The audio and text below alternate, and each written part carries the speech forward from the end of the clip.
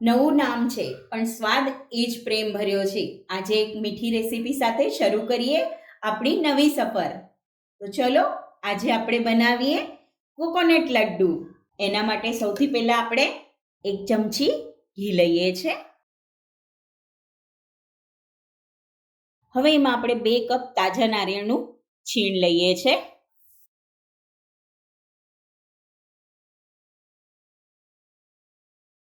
શેકી લઈએ.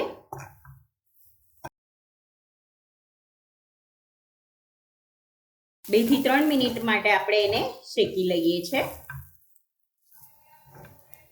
હવે આપણે એમાં અડધો કપ દૂધ એડ કરીએ છે. દૂધ અહીંયા મેં થોડું સતપ લીધું છે.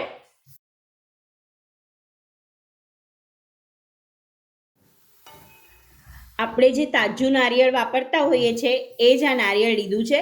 પાછળની છાલ મેં કાઢી અને એને મિક્સરમાં ક્રશ કરી લીધું છે. દૂધ બળે ત્યાં સુધી આપણે એને મિક્સ કરીએ છીએ. હવે આપણે એમાં અડધો કપ સાકર એડ કરીએ છીએ.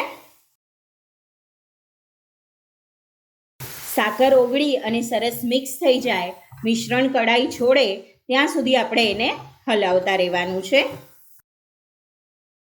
તમે જોઈ શકો છો સાકર સરસ ઓગળી ગઈ છે અને મિશ્રણ કડાઈ છોડી રહ્યું છે. હવે આ સ્ટેજ ઉપર આપણે ગેસ બંધ કરી દઈએ છે અને આને ઠંડુ કરી લઈએ છે. મિશ્રણ ઠંડુ થઈ ગયું છે. હવે આપણે એના લાડવા વાળી લઈએ.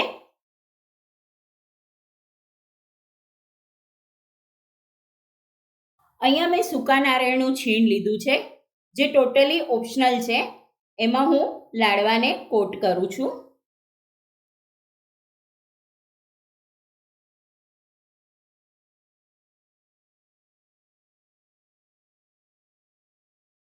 આવી જ રીતે આપણે બીજા લાડવા વાળી લઈએ.